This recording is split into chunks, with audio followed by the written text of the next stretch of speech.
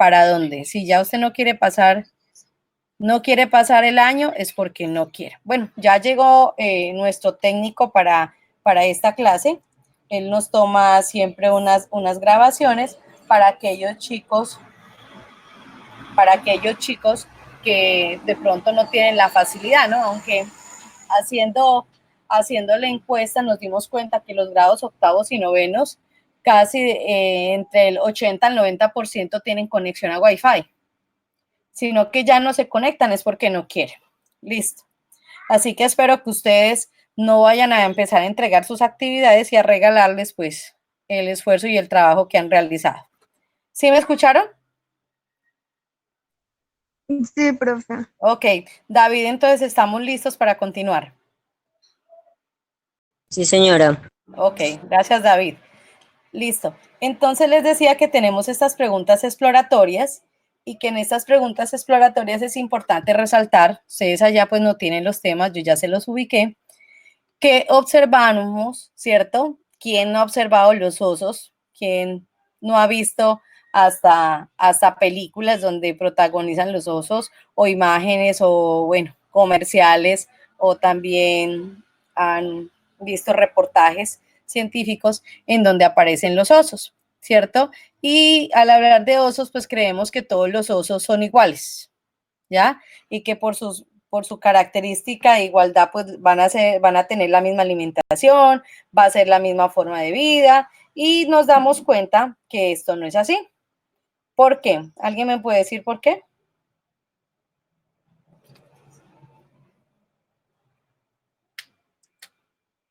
¿Por qué estaríamos en un error al creer que el oso pardo, ¿cierto?, es hermano del oso polar y es hermano del oso panda?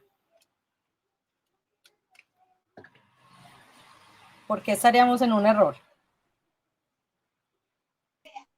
Porque tienen diferentes adaptaciones. Bueno, tienen diferentes adaptaciones, más sin embargo, pues si miramos esa serie de televisión, ¿no? Donde están los tres hermanos, pero cada uno geográficamente está ubicado en una zona diferente. Y además, por estar ubicados en una zona diferente, como observamos ahí en el continente, en todo el continente de la Tierra, que cada uno está ubicado en una zona diferente, pues va a tener diferentes características. Y el hecho de que hayan tenido esta serie de características es porque tuvieron en cierto momento un ancestro en común, ¿no? O un origen evolutivo en común. Luego observamos acá, en la segunda imagen, observamos a dos especies, ¿cierto? Estas especies son canis. ¿Por qué? Porque nos da a conocer cómo especies como los lobos, como los zorros, ¿cierto? O como los mismos perros, han ido cambiando de manera gradual, pero siempre constante, continua, para dar origen a una nueva especie, ¿ya? Entonces ahí tenemos a un canis o a un can de la antigüedad, el que tiene ahí las rayas, y tenemos ya a un can de la actualidad. Y por último, un ejemplo ahí de radiación adaptativa que el ejemplo más claro son los pinzones de Darwin, de Charles Darwin, cuando él hizo el estudio en la isla Galápagos, en donde él se pudo dar cuenta de que todas esas especies, el que pudo ver o relacionar, ¿cierto? O encontrar, pues todas tenían algo similar, y era que ellas procedían de una especie ancestral que se había dividido o diversificado con el tiempo, teniendo en cuenta los diferentes biomas o los diferentes hábitats o nichos que se encontraban en esa isla. Y que dependiendo de ese nicho en el que se encontraban, pues tuvieron que adaptarse, y por lo tanto, aunque procedían de un ancestro en común, iban a tener unas características diferentes. Es decir, que para responder esas preguntas, como ¿qué crees que trata de explicarte cada imagen? Como ¿por qué piensas que aparecen diferencias entre cada organismo? ¿Ya? O ¿por qué las adaptaciones que aparecen en los individuos de las imágenes, a qué cree que se deben? Entonces, esas explicaciones yo las tengo que colocar ahí en mi cuaderno, ¿ya? Teniendo en cuenta lo que acabamos de decir. Procedemos. Luego nos aparece ya el tema que vamos a trabajar que tiene que ver con macroevolución, ¿cierto? Y volvemos a ver los osos, ¿por qué? Porque son un ejemplo bien claro de lo que es la evolución divergente. Entonces, cuando hablamos de macroevolución, es la evolución de las especies y de los taxones superiores y ocurre en intervalos de tiempos muy largos en la historia de la vida. Algunos científicos que sostienen que los cambios macroevolutivos se deben a la acción continua de los procesos que actúan en las poblaciones o en la microevolución. Recuerden que lo que hablamos de microevolución es en un grupo de individuos muy pequeño, una población. Y cuando hablamos de macroevolución es que toma ya varias especies. Otros sugieren que estos procesos no son suficientes y que proponen que la evaluación ocurra en diferentes niveles, como encontramos en esos niveles jerárquicos que tenemos ahí en la imagen. ¿Ya? Hay un ancestro en común,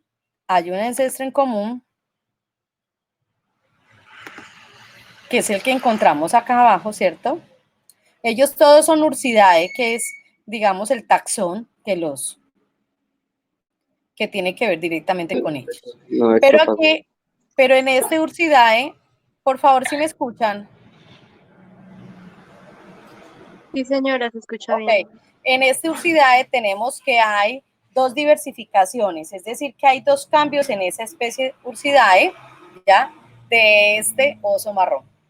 Y que esa diversificación da origen, en primera instancia, a dos, mire que tenemos como los mapaches, ¿ya? Y en la otra diversificación encontramos al oso panda, de ahí encontramos dos diversificaciones más con otra especie, ¿ya?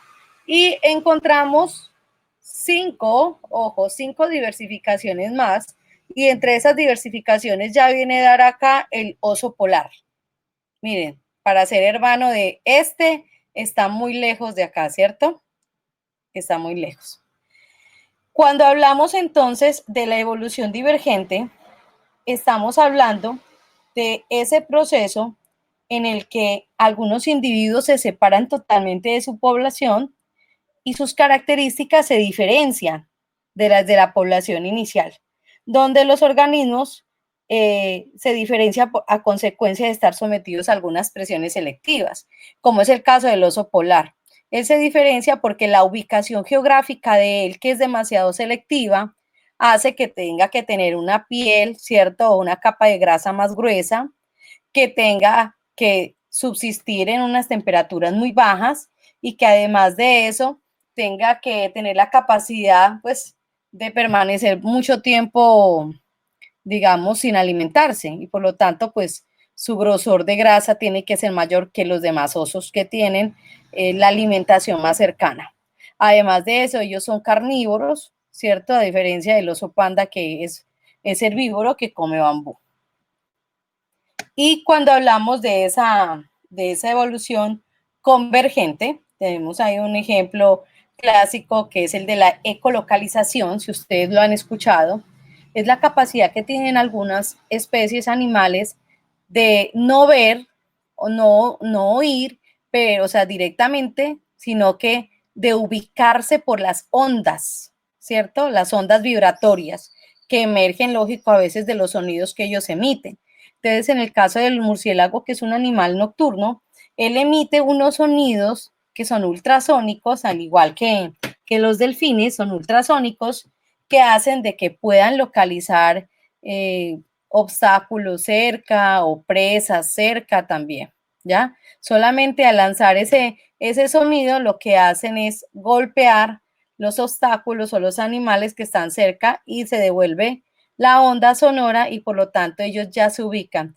Cuando uno ve volando a los murciélagos, pues no puede creer que ellos no vean, sino que se ecolocalicen, ¿no? Es decir, que con la onda sonora sea que se ubique.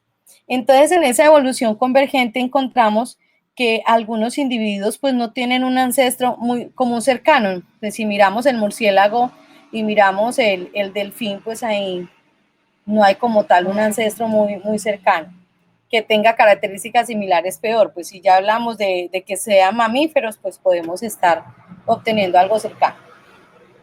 Y que pueden aparecer como consecuencia de habitar en ambientes similares, ¿no? Que es el caso. que lo someten a las mismas fuentes de selección o a las mismas presiones selectivas, en este caso. Luego les aparece a ustedes algo que es el cambio gradual y continuo, ¿ya? Y observamos un ejemplo clásico, que es el ejemplo de esa evolución de los homínidos, ¿ya? Pasar desde ese macaco, por el gibón, por el orangután, por el gorila, por el bonobobo, por el chimpancé, pues que es nuestro pariente más cercano, para llegar hasta dónde, hasta los seres humanos. Y que pues los seres humanos, cada uno hemos tenido nuestra propia evolución, ¿no? Nuestro Australopithecus, nuestro Homo habilis, nuestro Homo erectus, Homo sapiens, para poder llegar al Homo sapiens sapiens. Pero que no podemos negar que tenemos unos ancestros, unos parientes cercanos que gracias a los cambios que fueron teniendo ellos paulatinamente, pero les digo, fue gradual, o sea, con calma, pero fue constante, no se detuvo. ¿Por qué? Porque la especie, recuerden que se detiene en su especiación, como les pasó a muchos australopithecus, a los Homo erectus, a los Homo habilis, pues al final se extinguieron porque no lograron adaptarse. Entonces, cuando hablamos de ese cambio gradual y continuo, pues sabemos que una de las evidencias por las cuales se puede dar a conocer que sí las especies han graduado, de manera graduada, perdón, han ido cambiando, pues es a través del registro de los fósiles, ¿ya? Y por eso hablábamos que hay una ciencia que se llama la paleontología, que, ¿no? Revisa esta parte de la historia de los fósiles para podernos dar edades, tiempos y para darnos similitudes entre muchas de las especies que se encuentran en la actualidad con especies que existieron antiguamente. Es muy importante que cuando estamos hablando de cambio gradual y continuo, nosotros nos detengamos un poco a darnos cuenta que cuando ocurre este cambio gradual y continuo, hay un patrón macroevolutivo llamado cambio filético o anagénesis, que es el ejemplo que tenemos en este momento, ¿ya? Y tiene que ver directamente con la parte de las cronoespecies, es decir, cómo yo puedo colocar fechas, mire, como lo que aparece acá, hace cuántos millones de años fue que fueron encontradas cada una de estas especies y cómo se relacionan con cada uno de los individuos que están en esa parte de acá. Entonces encontramos el macaco, ¿ya? Y luego del macaco, una especie un tanto cercana y que se relaciona, el gibón. Luego de este hablamos del orangután de Sumatra. De ese orangután de Sumatra también tenemos, digamos, estudios cercanos del orangután de Borneo. Luego del orangután de Borneo hablamos del gorila. Si ustedes se dan cuenta, ya este tiene poco más de pelo, ¿ya? La forma o estructura ósea ya es similar a la de los seres humanos. Si pasamos ya al bonobo, ya encontramos que este carece mucho más, ya parece que tuviera calvicie y que su cabello ya se empieza a tornar largo. O sea, no es corto abundante, sino que es largo. Y luego de este ya pasa al chimpancé, que el chimpancé pues ya es más hábil, más ágil, ¿cierto? Y logra tener una mayor, digamos, cercanía genética con lo que es los seres humanos. ¿Hasta ahí me están escuchando? Sí, profe. Sí, señora. Sí, profe. Bueno, listo. A esto entonces nosotros le llamamos esta parte como se muestra, ¿cierto? Cada una de las especies le llamamos cronología, es decir, cómo se va ubicando en el tiempo cada una de las especies, ¿ya? También recibe el nombre de cambio filético o anagénesis, no se olvide. Luego de este cambio gradual y continuo, pues sabemos que también ocurre un cambio discontinuo. Y ese cambio discontinuo tiene que ver con que el proceso de evolución divergente del que hablamos al inicio, en que los individuos se separan de la población y sus características hacen que se diferencien de la población inicial, pues da o constituye un nuevo patrón llamado cladogénesis. Mientras acá miramos que es una ubicación gradual dependiendo de los años y dependiendo de cuáles son las especies que van apareciendo en el tiempo, vemos acá que se diversifican, ¿sí? Que podemos a través de un cladograma que se llama esto, la figura se llama un cladograma, ¿ya? Podemos ubicar nosotros ese cambio discontinuo, ¿ya? En este caso podemos dar a conocer cómo ha sido ese cambio discontinuo de las especies de mamíferos, ¿ya? Y cómo tienen algunos ancestros que se relacionan como parientes muy lejanos. Entonces encontramos aquí el guepardo, pero de los mismos, estos se llaman felis, ¿no? Esta parte. Encontramos el guepardo, el león, ¿cierto? El leopardo, la hiena, que ya pertenecen a la parte de los canis. La hiena, mire que ya es diferente ella. De aquí mismo sale ya para el lobo, sale para el zorro, sale para el mapache, para el oso, para el elefante marino y para la morsa, ¿ya? Si hacemos una explicación con cladogénesis, pues nos damos cuenta de estas líneas graduales que nos están mostrando pues el tipo de relación que hay entre ellas, ¿ya? Y el registro fósil, no se olvide, que es el que siempre nos da a conocer cuál es ese cambio que ha ocurrido y de qué manera ha ocurrido. Luego del cambio discontinuo, nosotros encontramos lo que es la radiación adaptativa. En este caso, como la palabra lo dice, pues radiación es, bueno, ¿qué tantos organismos pueden salir a partir de uno en común o de un ancestro en común? Y encontramos entonces que esa radiación adaptativa es un proceso que describe la especiación, o sea, cómo han aparecido nuevas especies a partir de una especie ancestral o de una especie inicial, ¿no? Teniendo en cuenta que para que se dé esa radiación adaptativa, aunque son parientes cercanos de un mismo individuo, pues ha influido la ubicación o el nicho ecológico en el cual ellos se encuentren o en el cual han tenido que ubicarse. Por eso les decía que la primera imagen que tiene que ver con los pinzones de Darwin, pues es un ejemplo también clásico de radiación adaptativa, porque a partir de una especie inicial de ave o pinzón se derivaron 12 o 14 especies más. Dependiendo del nicho, el lugar donde se encontraban, ahí tiene que ver las adaptaciones que tuvieron que tener, ¿no? En este caso, pues es este tipo de radiación adaptativa tiene que ver con la radiación de los mamíferos, cómo se dieron o cómo llegaron a aparecer cada una de esas especies.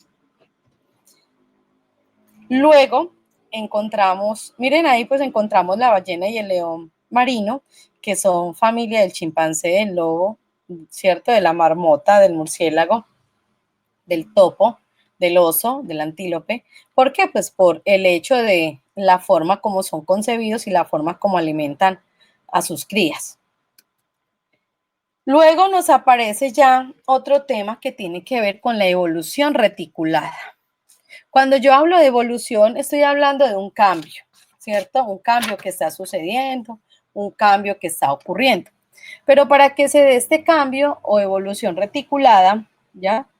Que es la combinación de dos o más especies independientes cada uno para formar una nueva, pues hay dos procesos que ocurren, ¿no? Uno que puede ser llamado la transferencia horizontal de genes, como muestra la imagen, miren aquí, ¿cierto? Es un ejemplo clásico cuando las bacterias son resistentes a los antibióticos, ¿no? ¿Qué es lo que hacen? Ellas de manera natural transfieren, mire, esta bacteria es sensible a un antibiótico, la que tenemos aquí, ¿cierto? ¿Qué es lo que sucede? Que este ADN, ¿ya? De otra bacteria llega y se mezcla o se transfiere a esta bacteria que es sensible. ¿Qué característica tiene esta bacteria que tenemos aquí en color gris? Tenemos la característica de que tiene genes resistentes al antibiótico. Entonces, al transferirlos a la bacteria que es sensible a los antibióticos, lo que sucede es que empieza a crear resistencia, o sea que cambia la composición de esa bacteria que mirábamos al inicio, que era sensible a los antibióticos. Y obtenemos al final, una transformación de la bacteria que es pues que ya va a ser resistente al antibiótico, ¿no? Eso les digo, pues ocurre de manera natural, por eso es que cuando miramos el tema de la automedicación, pues yo les decía que no es necesario uno estar tomando antibióticos a diestra y siniestra, porque nuestras bacterias están haciendo esto, transferencia horizontal de genes, y se están volviendo resistentes. Entonces, cuando llegue de verdad la enfermedad, pues ya vamos a tomar acitromicina o vamos a tomar clindamicina o cualquier otro antibiótico y ya nuestro cuerpo no va a responder. ¿Por qué? Porque las bacterias se han vuelto resistentes. Y otro caso, pues que data casi de 1928 a 1932, bueno, siempre ha habido científicos que han estado tratando de buscar, digamos, nuevas incursiones en la ciencia, encontraron que pues algunos genes se podían mezclar o de manera reproductiva se podía obtener otra especie, ¿cierto? Que fueran un poco similares o que fueran un poco comunes. A esto se le llamó la especiación híbrida. Pero ¿qué característica tiene esta especiación híbrida? Ya estamos hablando de animales más macroscópicos. En la transferencia horizontal, pues hablamos de animales, hablamos de las bacterias que son microscópicas, ya, o algunos de Monera o protista, pero pues no hablamos como en este caso de los mamíferos, como el ejemplo que les estoy colocando en especiación híbrida, o también es conocida como combinación de linajes, ¿no? Esto ocurre por reproducción sexual entre individuos de distintas especies, de modo que los descendientes portan una combinación de los genomas de sus padres. Es un factor clave en el proceso de la hibridación el número de cromosomas, es decir, que tenga o sean similares. Ya por eso lo que se trabaja es si se va a hacer una especiación híbrida entre una cebra y entre una cebra y un caballo, ¿cierto? O si se va a hacer entre un tigre y un león, es de que sean muy cercanos sus linajes, es decir, que en el caso de la cebra o del caballo, pues sean caballos, ¿cierto? En el caso del tigre, del león, pues sean pantera, que es digamos, como el taxón, que si vamos a hablar del zorro y una perra, pues entonces sean canis, pero pues de pronto no coger que un león con un murciélago, o sea, totalmente como lejanos esas características, ¿sí? Siempre se ha trabajado como con características más cercanas. ¿Por qué? Porque esto ayuda mucho en el flujo de genes, ¿ya? Que se pueden tener. Recuerden que cuando hablamos de especiación híbrida, pues por no ser un proceso, digámoslo así, natural o normal, porque lo normal es que sean individuos de la misma especie, es decir, un león y una leona, un tigre y una tigresa, un caballo y una yegua, esos son, ¿no? Lo normal. Una cebra macho, una cebra hembra. Entonces, son los procesos normales, pero si se requiere una especiación híbrida, de manera natural, lo que ocurre es que se dan unas barreras genéticas.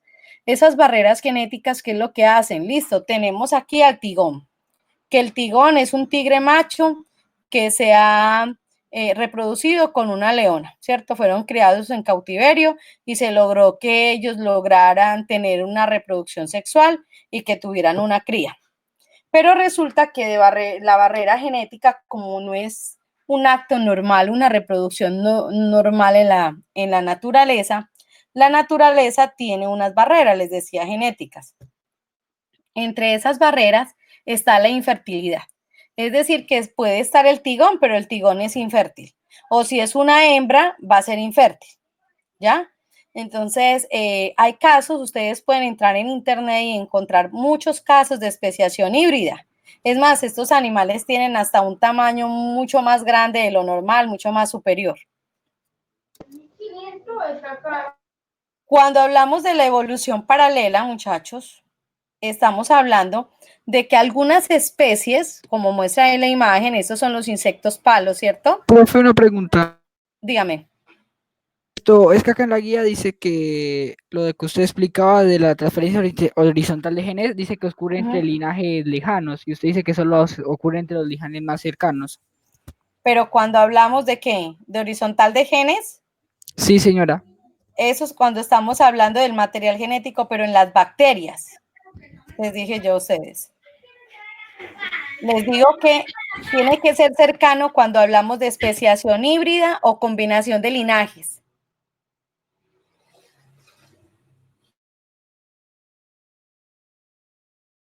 Es que es en organismos superiores, no como las bacterias u organismos también protistas, que les hacía a ustedes la excepción, pues tienen que ser de linajes cercanos. ¿Por qué? Porque les decía, bueno, llegar a ser una combinación pues de un murciélago con un tigre, ¿cierto? Ya sería como una excepcionalidad. Lo que se ha logrado es que entre más cercanos sean entre sus linajes, pues puede llegarse a dar el proceso de reproducción sexual. Ah, como acá dice, entre organismos de linaje lejanos a nivel macroevolutivo. En el caso de la transferencia horizontal de genes. En ese es el que me estás diciendo. Sí, señora. Eso. Y yo te acabé de hablar es de la especiación híbrida. Me salté Que es mucho el la otro. guía, perdón. Es el otro. No, vamos ahí según la guía. Primero miramos lo de evolución reticulada. Si ustedes están ahí, me devuelvo, no hay problema.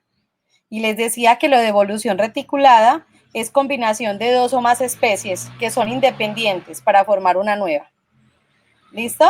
Pero que ella puede tener a su vez dos tipos de patrones o dos tipos de procesos. Uno se llama transferencia horizontal de genes, es el que les estoy mostrando acá y que les ponía el ejemplo entre una bacteria que es sensible al antibiótico, es decir, que un antibiótico la mata, y de que a través de la inserción de otra bacteria logra transferirle ese ADN que la hace resistente,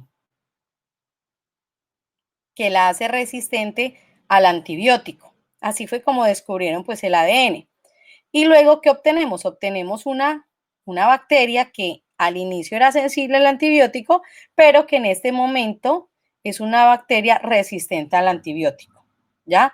Y aquí perfectamente mira que tenemos nosotros este plasmidio que es muy diferente a esta bacteria y se está haciendo esa transferencia horizontal de genes.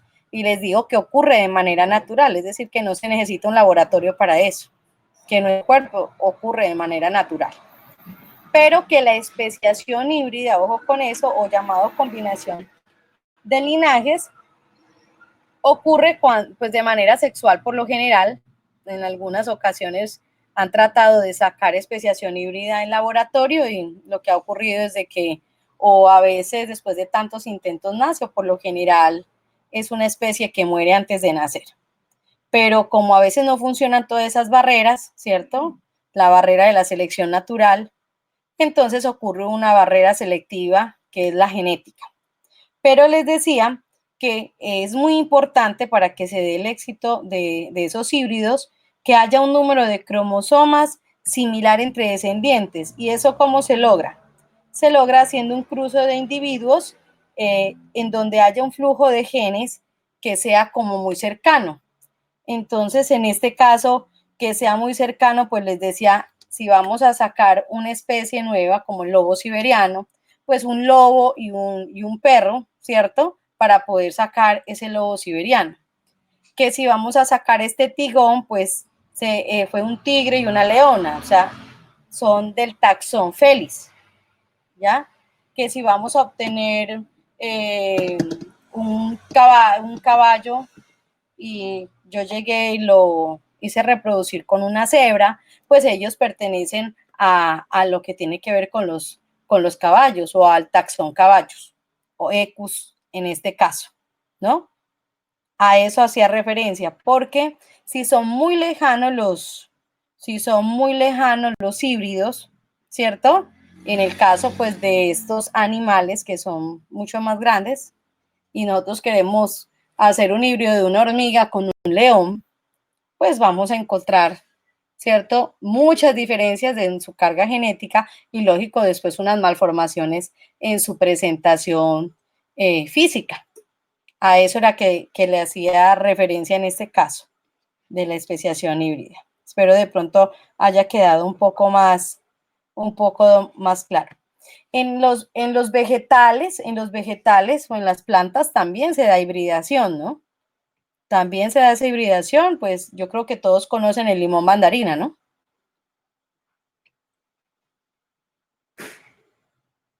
¿Aló? Sí, señora. Eso.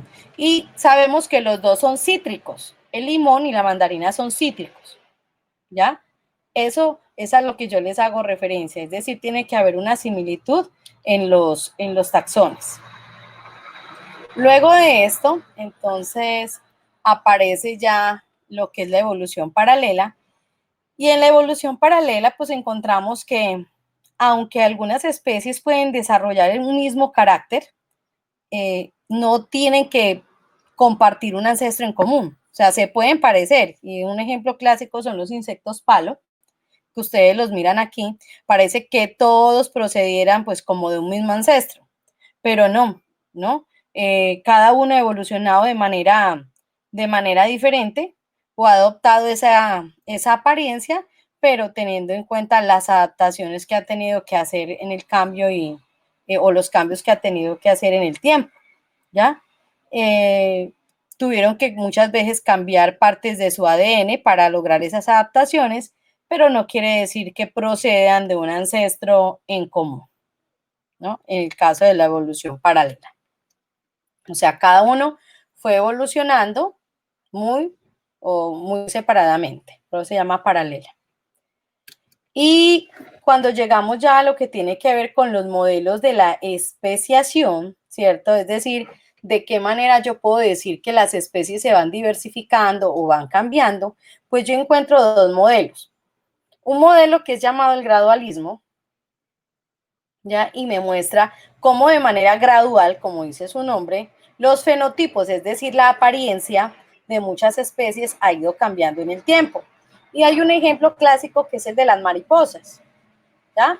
Ustedes lo tienen en su guía también, yo también se los coloqué ahí en la diapositiva. Entonces ahí encontramos que en ese gradualismo, ¿no? Cómo a través de las adaptaciones que han tenido que ir haciendo al ambiente en el que se desarrollan o en el que coexisten, las especies han ido haciendo unos cambios, aunque muy pequeños, pero que les han ido sirviendo para los momentos o el tiempo en el que se ha ido ubicando, ¿ya? En este aspecto, pues vamos viendo que lo que ha ido cambiando es la coloración, ¿sí se dan cuenta? En ese gradualismo. Pero no pasó, mire, la mariposa a ser de una roja o de una blanco con marrón, sino que fue pasando por una serie de cambios significativos, ¿ya? Y esto se va dando, pues, por la selección natural, es decir, por la presión que ejerce el ambiente o por los cambios o las adaptaciones que han tenido que hacer por la ubicación en la que se encuentra, ¿no? Profe, me caes mal. De esta manera, empezamos a ver nosotros que la selección natural es la que influye directamente. Entonces, vemos unos cambios paulatinos o unos cambios que han ido ocurriendo paso a paso. Luego encontramos algo que tiene que ver con los fenotipos, ya directamente, pero que ese cambio se muestra muy radicalmente. Y a ese cambio nosotros le llamamos equilibrio puntuado. En ese equilibrio puntuado también se le llama interrumpido o intermitente.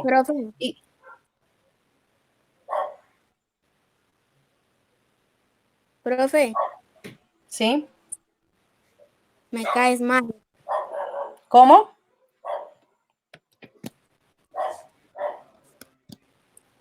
Como comida, pues. Volvimos a tener el mismo problema, ¿cierto? Sí, falta de respeto. Sí, volvimos a tener el mismo problema. Jorge Morón, ¿dónde está? Ahí estaba. Eso. Bueno, David, tú ya sabes cómo hacemos el manejo en estos casos, ¿cierto? De una vez colocamos la clave, por favor, y negamos el acceso. Muchas gracias. Ya voy. Listo, gracias, David. Procedemos, chicos, entonces. Bueno, entonces les decía que en el caso del equilibrio punteado, entonces encontramos que estos cambios son mucho más radicales o se muestran mucho más, ¿cierto? Que también es llamado interrumpido o intermitente y que describe que las especies permanecen estables la mayor parte del tiempo, aunque el ambiente sea cambiante, aunque esté cambiando, pero que cuando sufren cambios, de una aparece una nueva especie, es decir, que el cambio no va siendo, como miramos en el gradualismo, poco a poco, sino que se le observa un cambio entre una especie a otra, y es como logramos observar en la imagen, miren, de este fenotipo de mariposa que encontramos aquí marrón con amarillo, encontramos ya una totalmente marrón y encontramos la otra marrón con blanco. Y a su vez esa de una cambia, ¿cierto? Y da origen a 3 especies, miren, totalmente diferentes. Luego de esto, ¿qué es lo que podemos ver? Pues podemos ver que también esto se logra a través, ojo, todo eso es a través de la paleontología, a través de los registros fósiles que son nuestros grandes aliados para poder identificar todos estos cambios. Luego pasamos a otro tema que ustedes tienen ahí, que tiene que ver con los cambios filéticos o anagénesis, ¿no? Que era algo que les mostraba ya más adelante, que ya lo pasamos. Y dentro de esos cambios filéticos o anagénesis vamos a encontrar también lo que es la cladogénesis, ¿no? Hay los dos, digamos que los dos extremos. Cuando yo estoy hablando de cladogénesis en sí, o cuando yo hablo de un cladograma, ¿no?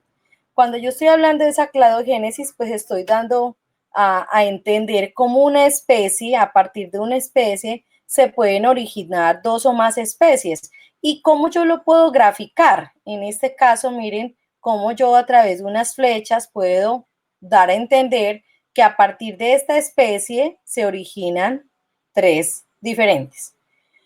¿Y para eso qué utilizo? Pues utilizo un cladograma. El cladograma no es más que ese diagrama, ¿cierto? Ese diagrama que yo tengo aquí.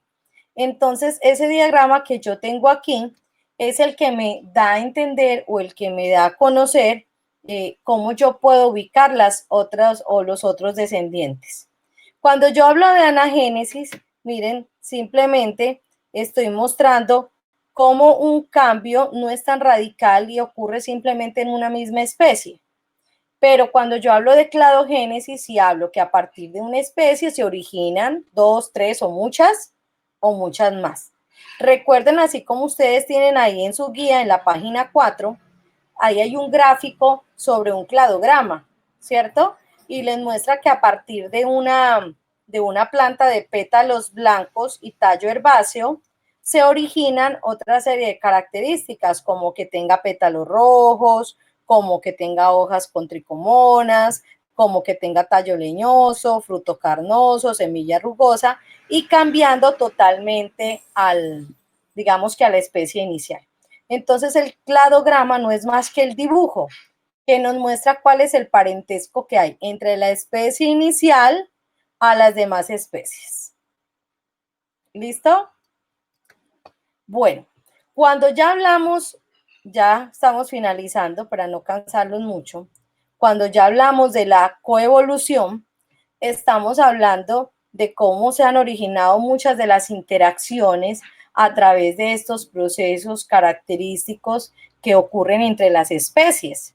Y entre los más clásicos, pues que yo les coloqué en este momento ahí en la guía, porque hay muchos más, pero pues recuerden que hay un límite de páginas para poder hacerles llegar la información a ustedes y también un límite hasta en los desempeños que tenemos que entregarles.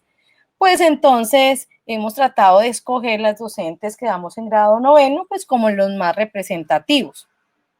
En este caso, les presentamos a lo que es el mutualismo, ¿cierto? Que es un tipo de interacción entre especies en donde los dos, ¿cierto? Se prestan una colaboración y entonces podemos encontrar muchas de las aves que lo que hacen es limpiar la cavidad oral de animales o reptiles, ¿cierto? Como este caso, como este cocodrilo, y a su vez ellas se ubican o se posan sobre el lomo de ellos y lo que hacen es buscar esa protección de otras especies predadoras, ¿no? Para ellas. Él simplemente, miren ahí, lo que hace es abrir su cavidad oral sin írsela a comer y ella lo que hace es limpiarle toda la cavidad oral.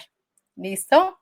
También encontramos otra que es la competencia interespecífica, que es cuando los organismos de una misma población, en ese caso tenemos una población pues como de ciervos, ¿cierto?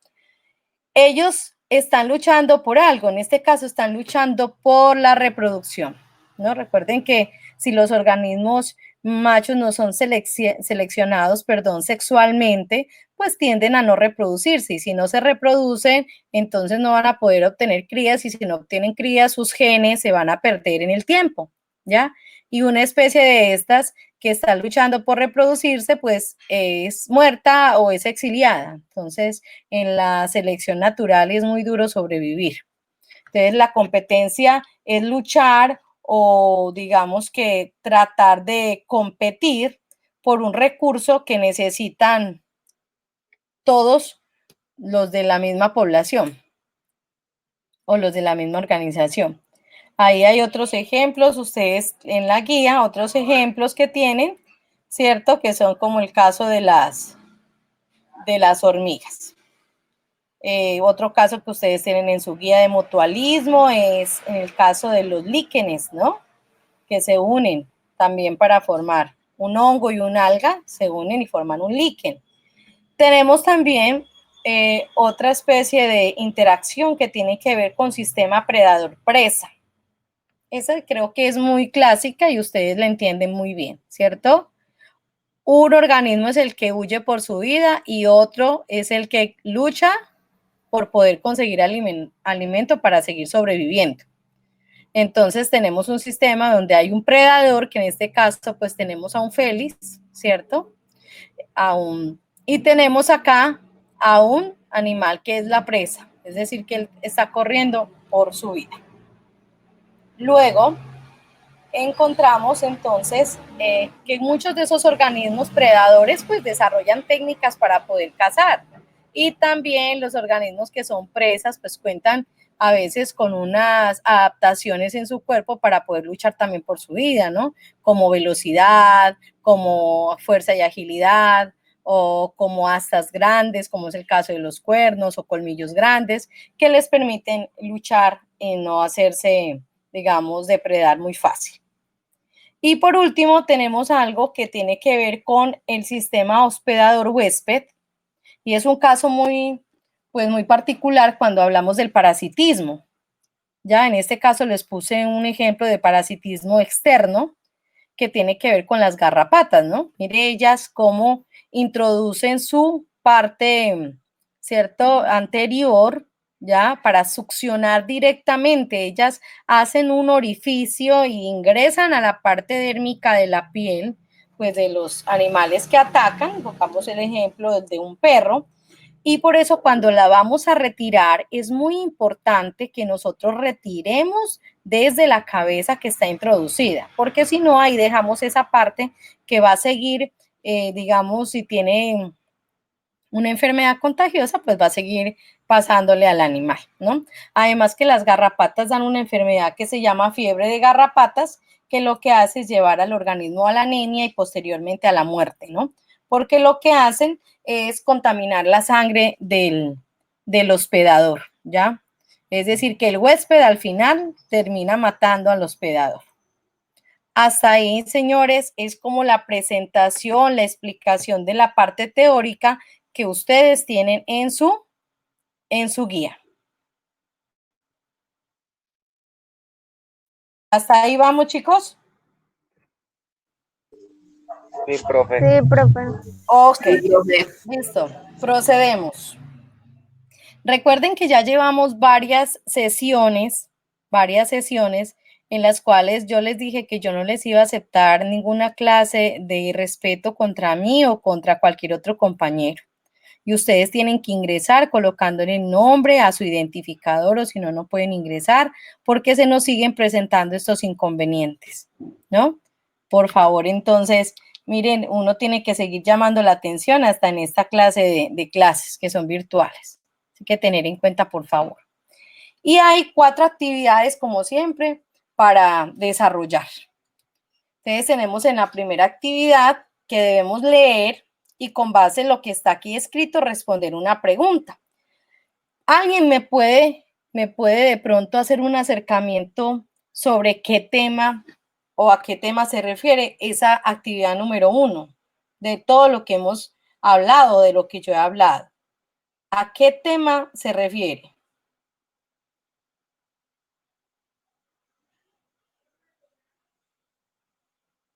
Miren que fue el tema que un compañero me dijo o me hizo una aclaración para yo tener que volver a revisarla. ¿Sobre qué tema era, chicos? Sobre la evolución reticulada. Bueno, muy bien, sí, el tema particular es evolución reticulada, pero específicamente es sobre la especiación híbrida, recuerden, ¿no? Sobre la combinación de linajes, ¿no? Y aquí tenemos entonces, dice, la mula o mulo es un animal, ahí se me ha ido una, perdón, que resulta del cruce entre una yegua, Equus ferus caballus, por eso les decía, miren, es muy importante el taxón, ¿cierto? Que viene aquí, el taxón que viene aquí, mire, Equus ferus caballus y un burro o asno que es Equus africanus asinus, ¿ya?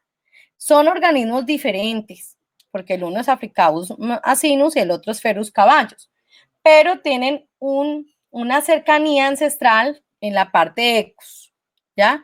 Y luego dice, recuerda que este animal es infértil, lo que les decía de la barrera reproductiva, ¿no? Se los puede producir, pero ellos a su vez no pueden tener más crías, o sea, no pueden seguirse produciendo mulas o mulos de manera natural. ¿Listo? Luego dice la pregunta, ¿a qué tipo de evolución corresponde este ejemplo? Entonces, ¿a qué evolución era? A la evolución reticulada. Reticulada, y no se olviden especificar ¿a qué? ¿A la especiación? Híbrida. ¿Especiación qué? Híbrida. Muy Híbrida. bien. Sí, señores. Ok. Continuamos. Aquí. Bueno, aquí nos salieron muy chiquitas las letras, no se alcanzan ni a ver, se aplastaron. Entonces tenemos aquí la segunda actividad, ¿cierto? En esa segunda actividad nos solicitaban que a partir, ojo, a partir de unas palabras que están aquí que son insectos, extinción, evolutivos, mecanismos y caracteres, yo pueda formar o explicar qué es la macroevolución, ¿ya? Utilizando esas palabras. Yo formo un renglón o formo un párrafo en donde esas palabras estén allí para poder explicar lo que es la macroevolución.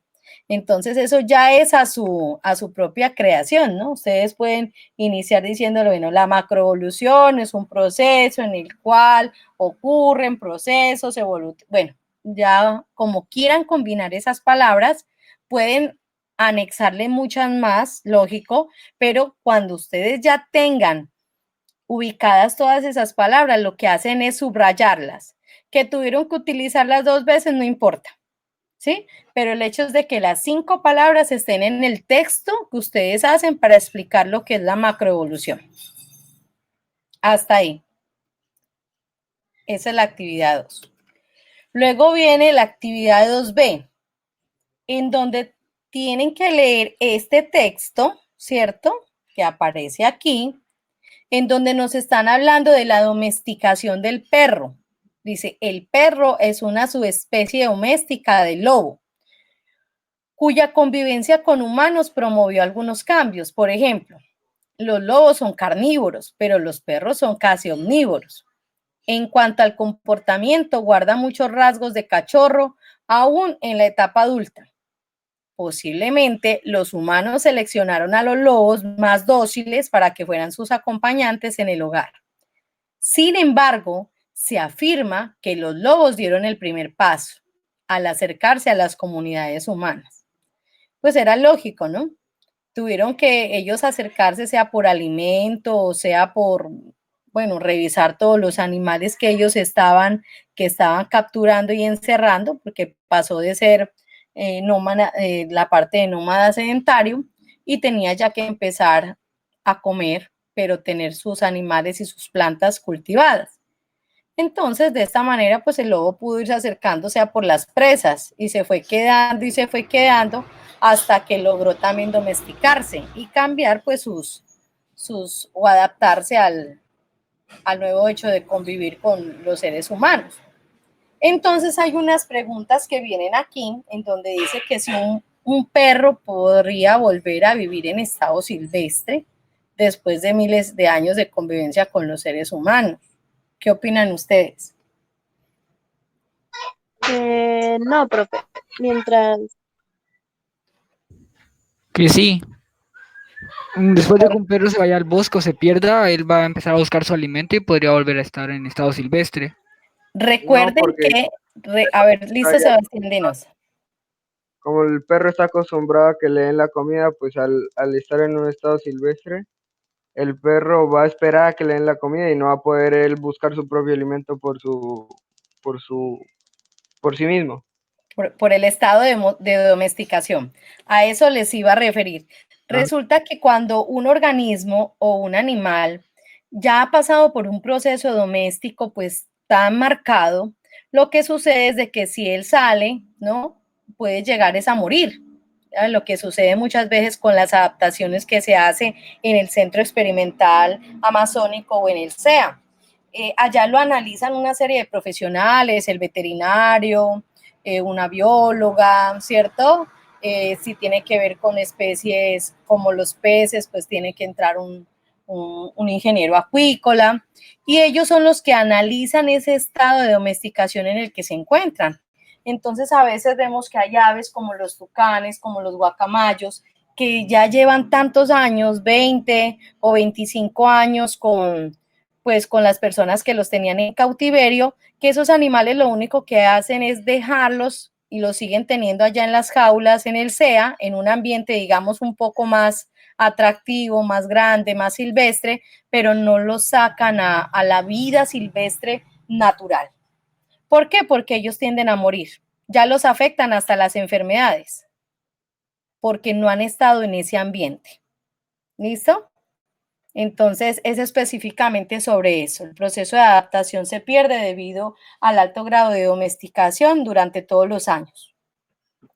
Luego aparece aquí otra pregunta que dice que qué características del gato difieren de las de otros felinos silvestres. Ahí ustedes pueden colocar el tamaño, bueno, la docilidad, lo que quieran colocar. Y dice, para responder esta pregunta, ten en cuenta que la domesticación de los gatos debió ser producto de un proceso similar al de los perros. Es decir, que los gatos provienen de qué animales silvestres.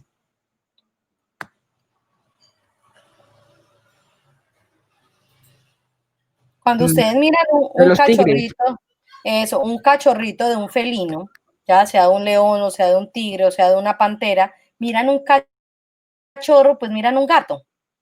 El problema es cuando pasan los años, que el gato se crece, ¿cierto? Y es salvaje y es silvestre, ¿ya? Bueno, en este caso, entonces ahí colocamos nosotros la respuesta más asertiva, lo que se acerque más a lo que nosotros creamos. Y luego dice, ¿qué consecuencias puede traer la extinción de una especie para las especies que han coevolucionado con ella? Es decir, que a partir de ella se crearon esas especies. ¿Qué consecuencias puede traer?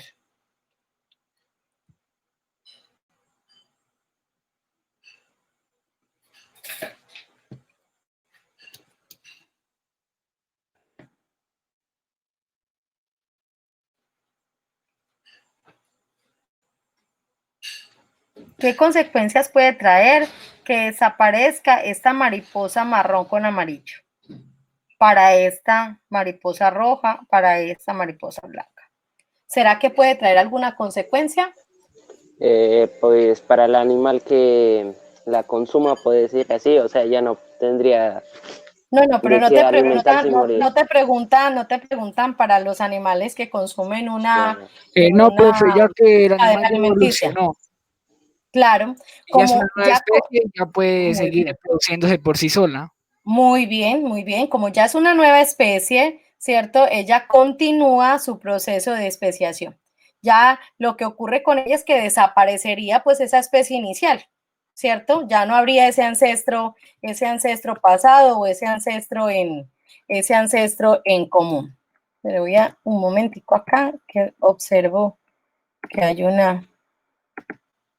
un problema aquí. Listo. Ok, volvemos otra vez. Entonces, ok, aquí. Ahí ya podemos responder a esa interrogante. Encontramos aquí la actividad número 3, en donde dice resuelve la pregunta considerando la siguiente información. ¿Quién me colabora leyendo ese texto?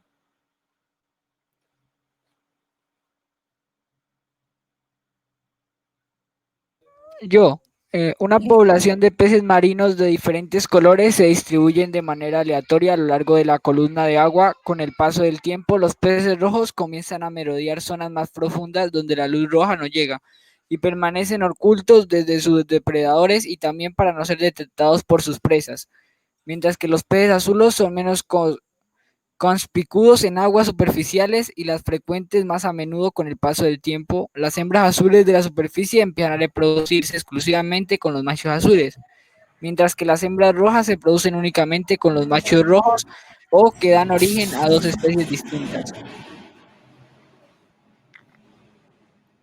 ¿Listo? Entonces encontramos ahí que la población de peces marinos son de diferentes colores, ¿no? Pero que en determinado momento ellos cogen unas zonas geográficas o unas zonas dentro del agua en donde hace que se diferencien las dos poblaciones, las de peces azules y las de peces rojos. Y luego entonces hacen una pregunta aquí, ustedes allá la tienen como ABCD, ¿cierto? Es una pregunta de selección múltiple con única respuesta. Ojo que no les voy a dar la respuesta porque si no pues ya haría la tarea, ¿cierto? Pero que lo único que les están dando a solicitar es cuál es el tipo de proceso evolutivo que está apareciendo ahí.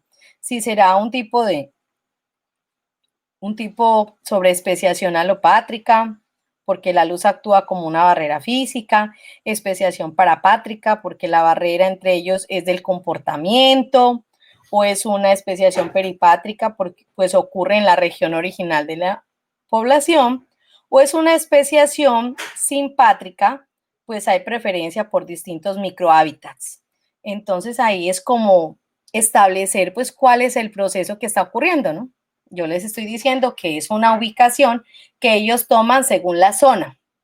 Están en el mismo hábitat que es el mar, pero establecen dos zonas, ¿cierto? Una superficial y una profunda. Bueno, ahí los dejo ya con esa orientación que imposible no vayan a poder darle a la respuesta. Y luego viene lo más interesante, ¿no? Que tiene que ver con la actividad número 4. Esa actividad número 4 es una valoración adicional que ustedes tienen ahí en esta guía. ¿Listo? Es una valoración adicional en donde dice que realicen una exposición mediante un cartel con gráficos donde expliques el gradualismo y el equilibrio puntuado. Ahí esos dos procesos ustedes los tienen acá, ¿cierto? Entonces, el texto también lo tienen en la guía. ¿Ustedes qué pueden hacer? Ustedes graban un video muy cortico en donde salen explicando estos dos procesos y dicen, los modelos de especiación se dividen en dos. Uno es el gradualismo, que consiste en esto, en esto y en esto, y el otro es el equilibrio puntuado, que consiste en esto y en esto. O sea, específicamente corto y sustancioso y listo. Pueden utilizar ustedes uniforme de gala, toda la presentación que necesiten para esa actividad de socialización. Señores, escucho.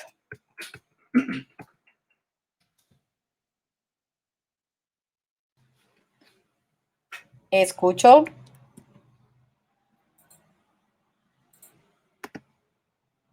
David, puedes dejar de grabar ya, no hay problema. Profe, una pregunta. ¿El cartel puede llevar solo imágenes o también tiene que llevar algunas palabras? Sí, usted puede, si quiere, ¿no? Puede hacer el cartel, lo hace en una hojita de blog, en una cartulina, en un bon, ya eso ya depende de su ¿qué es? De su creatividad. Mire que los dibujos clásicos son los que les mostré a él de las mariposas. Esos son los dibujos clásicos que hay.